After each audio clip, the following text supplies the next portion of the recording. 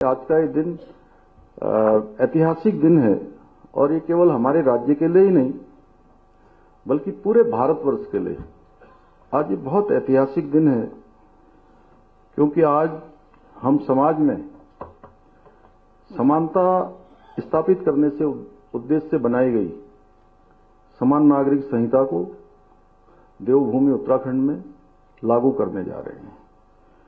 और आपने मुझे कहा कि मैं निश्चित रूप से ये मेरा प्रयास है, मेरे साथ हमारे सभी साथियों का प्रयास है, हमारे सभी विधायकों का भी प्रयास है। उन्होंने भी इस विधेयक को बनाने में अपना योगदान दिया और उससे बड़ी बात कि आप सब लोगों ने ड्राफ्ट बनाने में बड़ा काम किया। 2,35,000 से भी ज्यादा लोगों को आप लोगों ने किसी न किसी माध्यम से इससे जोड़ा और सभी प्रकार के संगठनों से, राजनीतिक दलों के लोगों से, सबसे आपने सबके सुझाव लिए।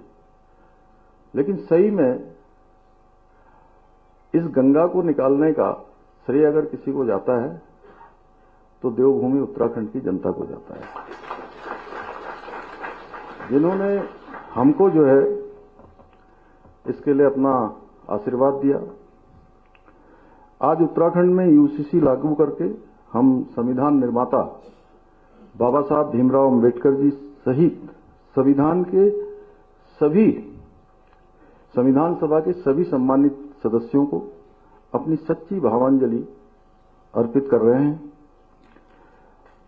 आप सभी मीडिया के साथियों के माध्यम से मुझे अपने 1.25 करोड़ उत्तराखंड वासियों के समक्ष ये घोषणा करते हुए आज अत्यंत हर्ष और गर्व की अनुभूति हो रही है। और मैं सच में आज थोड़ी देर पहले तो मैं ऐसा नहीं सोच रहा था, लेकिन मैं शत्रुघ्न सिंह जी और राधा रतूड़ी जी जब बोल रही थी उसके बाद सच में मैं थोड़ा भावुक भी हो रहा हूं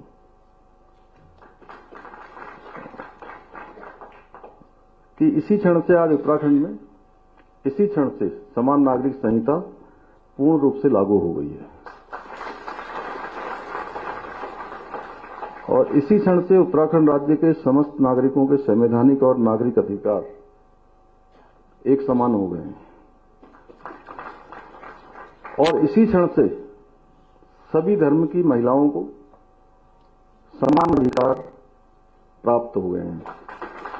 जो हम बार बार कहते थे कि देश की आधी आबादी का एक पूरा कानून है, तो ये पूरा कानून देवभूमि उत्तराखंड में लागू हो गया है।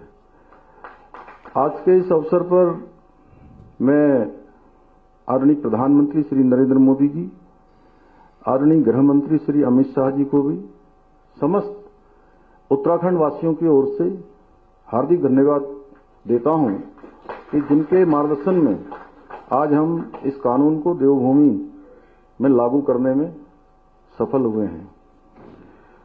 साथ ही मैं इस कानून को धरातल पर उतारने में अपना महत्वपूर्ण योगदान देने वाले मैंने शत्रुघ्न सिंह जी का और मनु जी का और सुरेखा जी का, अजय मिश्रा जी का, आपका तो मैंने यहां से नाम किया ही था, लेकिन अभी रंजना प्रकाश देसाई जी, तो जिनको मैं बहुत आदरपूर्वक कभी दीदी भी कहता था, मुझे बहुत बार ऐसा हुआ शुरुआत के दिनों में जब वो मतलब नया नया जब परिचय हुआ था, उनका भी और जस्टिस प्रमोद कोहली जी का भी विशेष रूप से उनका धन्यवाद करता हूं। आप पूरी कमेटी का धन्यवाद करता हूं।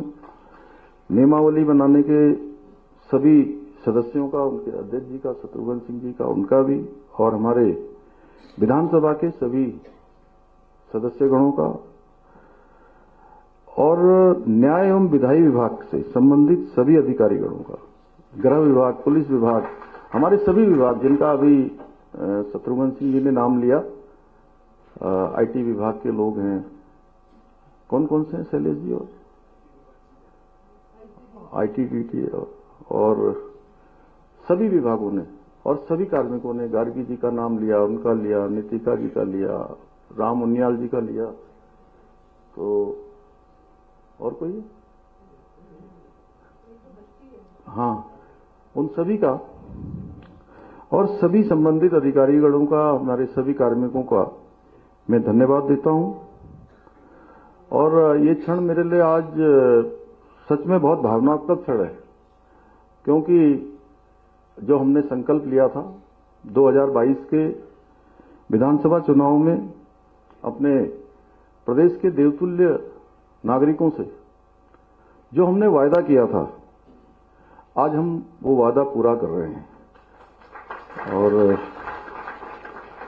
सच में तब मैं नया इस दायित्व पर आया था, नया मुख्यमंत्री की मैंने शपथ ली थी और 7 महीनों में ही हमको चुनाव में जाना था। उस समय बहुत सारे लोग ये विश्वास नहीं कर रहे थे कि दोबारा से मतलब इस काम को हम आगे बढ़ा पाएंगे या दोबारा सरकार में आएंगे। पर चुनाव से पहले हमने यूसीसी लागू करने का वायदा करते समय मुझे पूरा विश्वास था, और मेरे मन में मेरे कई साथी हैं जो यहां पर बैठे भी हैं, हमारे वरिष्ठ अधिकारीगण भी हैं, वो हमारे मित्रों की श्रेणी में भी हैं, तो वो बाद में भी मुझे कहते हैं आज भी कि आपके मन में 1% का भी कोई संशय नहीं था कि दोबारा सरकार में आप नहीं आओगे। लेकिन उस समय बहुत सारे लोग नहीं सोचते थे। दीपम जी, आप यहां नहीं थे उस समय।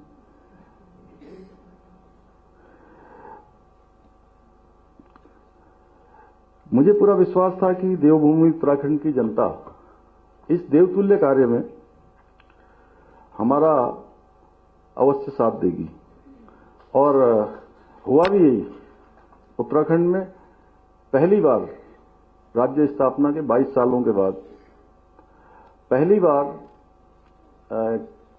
जो सरकार थी, दोबारा वो सरकार आ गई।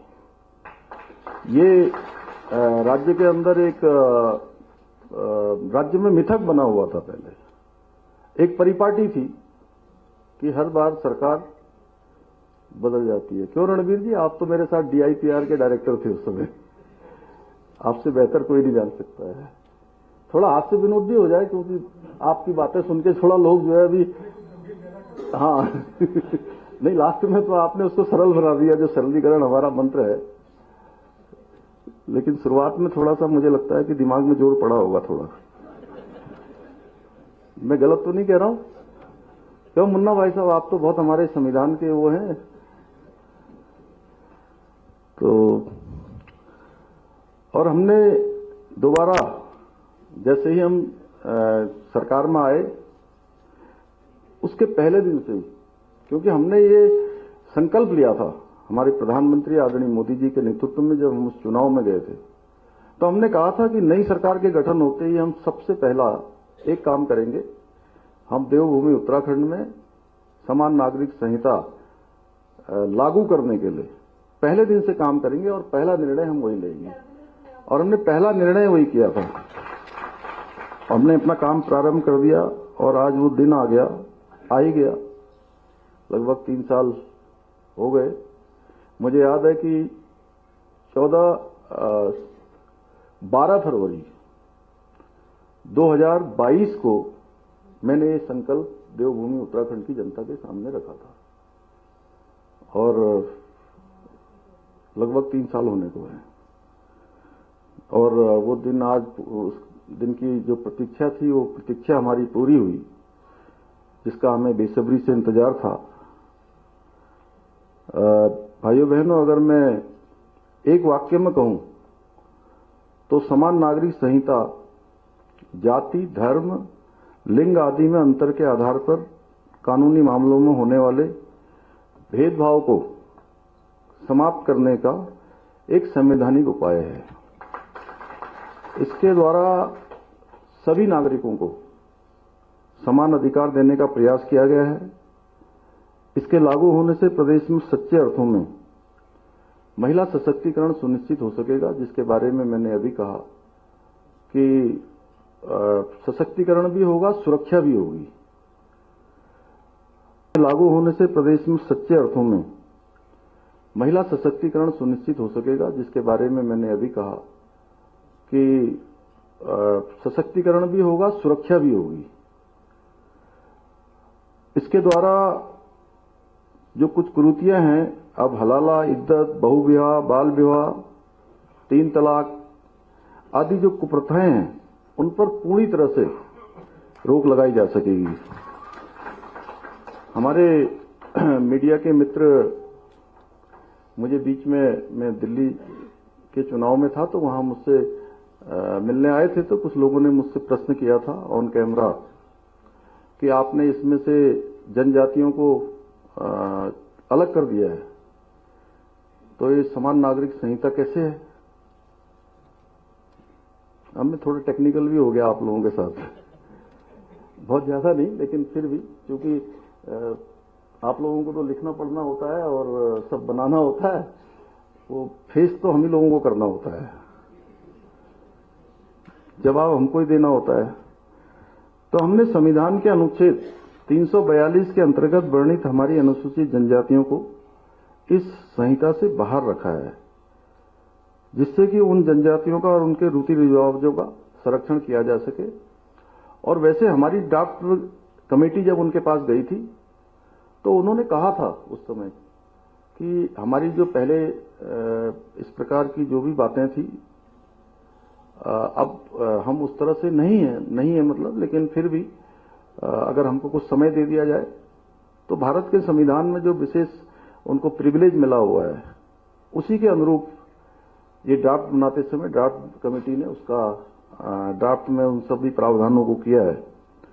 भाइयों बहनों, आज के इस अवसर पर मैं पुनः स्पष्ट करना चाहूंगा कि समान नागरिक संहिता किसी भी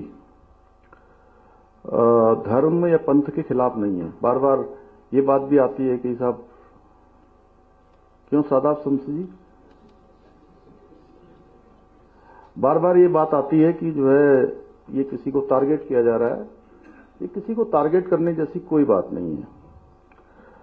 ये समाज की जो कुप्रथाएं हैं उनको मिटाकर सभी नागरिकों को समानता से समरसता स्थापित करने का एक कानूनी प्रयास है, और इस कानून के माध्यम से किसी भी धर्म की मूल मान्यताओं और प्रथाओं को नहीं बदला गया है, केवल कुप्रथाओं को दूर किया गया है। यही कारण है कि विश्व के प्रमुख मुस्लिम देशों में सहित दुनिया के सभी सभ्य देशों में पहले से ही समान नागरिक संहिता लागू है। ये शायद कम लोगों को जानकारी होगी। काजमी साहब, आप बहुत बोलते हो हमारी तरफ से टीवी में ना, आप लोग सब इनको सुनते होंगे। काजमी साहब को, मुफ्ती मोहम्मद कासमी साहब हैं ये हमारे, तो ये आपको बार बार पक्ष रखना पड़ता है, सादाब जी को रखना पड़ता है, अन्य लोगों को रखना पड़ता है। तो ये पूरे मुस्लिम देशों सहित दुनिया के अधिकांश देशों में ये संहिता लागू है। इस कानून द्वारा सभी धर्मों के लोगों के लिए विवाह और विवाह विच्छेद तो समझ गए ना, उसको डिफाइन तो नहीं करना है कोई आप लोगों को, भैया बाद में मत कहना, क्योंकि अभी अलग अलग से वो मैं नहीं बता पाऊंगा। मैं इसलिए ऐसे बोल रहा हूं कि आप लोग अपनी वो उसमें रख लीजिए, सब लोग मीडिया में। नहीं तो क्या होता है सौरभ जी, एक बार फिर एक को मतलब एक भी भाई ने लिया तो फिर मुझे जो है 2-3 घंटे जो है इसी में लग जाते हैं। आज क्योंकि कल से राष्ट्रीय खेल भी प्रारंभ हो रहे हैं, तो अभी उसमें भी पूरी रात तक काम करना है, सब लोगों को तैयारी करनी है। विनोद दा, आप लोग तो मेजबान हैं यहाँ पे। तो विवाह विच्छेद एवं उत्तराधिकार आदि से संबंधित नियमों का, इन सभी नियमों को समान कर दिया गया है। जैसे सभी धर्म के लोग अपने अपने रीति रिवाज के अनुसार विवाह कर सकते हैं, इसमें कोई परिवर्तन नहीं किया गया है। कोई कह दे कि साहब जो है हम आनंद कारज करते हैं, हमारे मान साहब बैठे कहाँ गए हो हैं, तो आनंद कारज में कोई बदलाव नहीं, बल्कि आनंद कारज लागू किया है हमने। तो इसमें ये पहले जो है विदेश जाते समय बड़ी परेशानी होती थी। उधम सिंह नगर में बहुत लोग परेशान रहते थे, क्योंकि मैं वहां बचपन से रहा हूं उन सबके बीच में, तो वो सरल कर दिया। कोई अगर निकाह करता है तो निकाह किसी का रोका नहीं गया जी, जैसे पहले करते थे वैसे ही अब भी करेंगे। क्यों मनु जी, यही है ना, जैसे पहले था वैसे ही रहेगा। और जो 7 फेरे लेते हैं, जो पवित्र बंधन, वो भी चलता रहेगा, उसमें कहीं कोई वो नहीं है। और जो मैरिज होती है, कहाँ पर वो लोग चर्च में होती है वो भी वैसे ही है, उसमें कोई लेकिन सभी धर्मों में एक चीज ये जरूर की गई है कि सभी धर्मों में विवाह की जो न्यूनतम आयु है, लड़कों के लिए 21 वर्ष और लड़कियों के लिए 18 वर्ष अनिवार्य कर दी गई है। मतलब 18 वर्ष से पहले नहीं कर सकते। वहीं दूसरी ओर सभी धर्मों में पति पत्नी को विवाह विच्छेद के पश्चात समान अधिकार देने के साथ ही पति या पत्नी के जीवित रहते हुए दूसरे विवाह को पूर्णतः प्रतिबंधित कर दिया गया है। भाइयों बहनों, समान नागरिक संहिता में संपत्ति के बंटवारे और बाल अधिकारों के विषय में भी स्पष्ट कानून बनाए गए हैं। इन कानूनों के अंतर्गत सभी धर्म और समुदाय में बेटी को भी संपत्ति में समान अधिकार प्रदान कर दिए गए हैं। इसके साथ ही संपत्ति के अधिकार में बच्चों में कोई दिक्कत है? इसके साथ ही संपत्ति के अधिकार में बच्चों में भी किसी प्रकार का भेद नहीं किया गया है। अर्थात प्राकृतिक संबंधों के आधार पर जन्मे, सहायक विधियों द्वारा जन्मे या लिव इन रिलेशनशिप आदि संबंधों द्वारा जन्मे बच्चों को भी संपत्ति में बराबर अधिकार माना जाएगा। वहीं दूसरी ओर किसी भी व्यक्ति की मृत्यु होने के पश्चात उसकी संपत्ति को लेकर परिवार के सदस्यों के बीच किसी प्रकार के मतभेद की स्थिति उत्पन्न न हो, इसके लिए मृतक की संपत्ति पर उसकी पत्नी, बच्चों एवं माता पिता को भी समान अधिकार प्रदान किया गया है। भाइयों बहनों, वर्तमान समय को देखते हुए युवक और युवतियों की सुरक्षा सुनिश्चित करने एवं युवाओं को सामाजिक समस्याओं से बचाने के उद्देश्य से इस कानून में लिव इन रिलेशनशिप के लिए पंजीकरण अनिवार्य किया गया है। पंजीकरण कराने वाले युगल की सूचना रजिस्ट्रार उनके माता पिता या अभिभावक को देगा। ये जानकारी पूर्णतः गोपनीय रखी जाएगी। इसके साथ ही लिव इन के दौरान जन्मे बच्चों को भी उस युगल का बच्चा ही माना जाएगा और उस बच्चे को जैविक संतान के समान समस्त अधिकार प्राप्त होंगे। इसके साथ ही इस कानून के माध्यम से जन्म एवं मृत्यु के पंजीकरण की भांति विवाह और विवाह विच्छेद दोनों का पंजीकरण भी किया जा सकेगा। हाँ, एक बात हमारे में मीडिया के मित्र बार बार ये एक प्रश्न और करते हैं कि ये लिव इन रिलेशनशिप में आपने उनके बेडरूम तक चले गए हैं, आपने उनकी निजता को समाप्त किया है। मैं बताना चाहता हूं कि हमारा उद्देश्य बिल्कुल भी किसी की निजता को समाप्त करना नहीं है। हमारा उद्देश्य केवल और केवल उनके जीवन की सुरक्षा सबसे पहली प्राथमिकता है। क्योंकि जब लिव इन रिलेशनशिप में जब वो रहते हैं तो बहुत आपस में उनका अच्छा संबंध होता है, लेकिन साथ में रहते हुए कई बार संबंध खराब हो जाते हैं और संबंध खराब होने के बाद मारपीट होती है, हिंसक घटनाएं होती हैं और बहुत बार इसमें हत्याएं भी हुई हैं। आप सबको दिल्ली का एक 2022 का एक केस हुआ था, श्रद्धा वालकर और आफताब, जिसमें 300 लीटर के फ्रिज में श्रद्धा वालकर को काट के उसको डाल दिया गया था। इसलिए हमारा यह भी उद्देश्य है कि अब कोई भी श्रद्धा वालकर जैसी किसी भी बेटी के साथ, किसी भी बहन के साथ कोई आफताब इस प्रकार की हैवानियत न कर सके। इसलिए हमने ये सब प्रावधान किए हैं। और हमारी सरकार के सरलीकरण के मंत्र के अनुरूप ये पंजीकरण एक वेब पोर्टल के माध्यम से भी अब आगे किया जा सकेगा।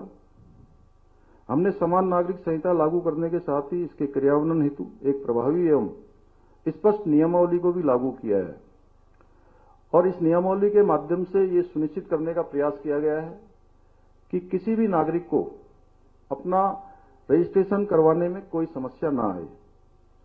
भाइयों बहनों, मुझे इस बात का भी आज गर्व है कि जनसंघ के समय से, देश की आजादी के बाद से ही हमारी पार्टी ने जितने भी वैचारिक संकल्प रखे थे देश के समक्ष, वो चाहे कश्मीर से धारा 370 समाप्त करना हो, 3 तलाक समाप्त करना हो, सीएए का कानून लागू करना हो या भगवान राम की जन्मभूमि अयोध्या में भव्य और दिव्य मंदिर बनवाना हो। आदरणीय प्रधानमंत्री श्री नरेंद्र मोदी जी के नेतृत्व में हम उन सभी संकल्पों को पूर्ण करने में सफल हुए हैं और केवल एक समान नागरिक संहिता का संकल्प बचा था, जिसे आज हमने उत्तराखंड में लागू करके इस संकल्प को पूर्ण करने की दिशा में भी अपने कदम बढ़ा दिए हैं। मैं आज के इस अवसर पर यह भी घोषणा करना चाहता हूं कि उत्तराखंड में अब 27 जनवरी का दिन समान नागरिक संहिता दिवस के रूप में मनाया जाएगा।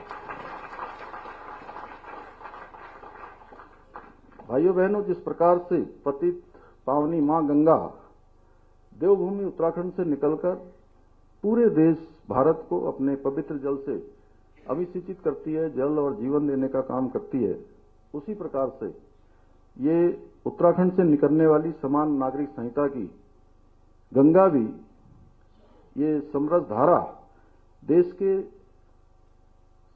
सभी देशवासियों को निकट भविष्य में आगे बढ़ने के लिए प्रेरित करेगी, सभी को लाभ देगी। इन्हीं शब्दों के साथ एक बार फिर से मैं आदरणीय प्रधानमंत्री जी का और आदरणीय गृह मंत्री जी का हृदय से धन्यवाद करते हुए आप सबका, इतनी बड़ी संख्या में आप सब आए, आप सब लोगों ने भाग लिया और ध्यान से सारी बातों को सुना है, आपके माध्यम से जन जन तक जाएंगी। और मैंने आज ये भी कहा है कि राज्य के अंदर मुख्य सचिव महोदया बैठी हैं, राज्य के अंदर इसमें वाद विवाद की प्रतियोगिताएं हों, हमारे विश्वविद्यालय, विद्यालय, सभी जगह हमारा पुलिस डिपार्टमेंट, क्योंकि डीजीपी साहब को मैंने बताया है कि वो भी इसमें इनिशिएटिव लेके सबको जो है बताएंगे कि आखिर चूंकि क्या है कि अब आज लागू हुआ है तो निश्चित रूप से सबको इसका लाभ मिलना है, अंततः जन जन का ये कानून बनना है, तो इसलिए हमको इस प्रकार के इनिशिएटिव भी लेने होंगे। पुनः सभी का धन्यवाद करते हुए मैं अपनी बात समाप्त करता हूं।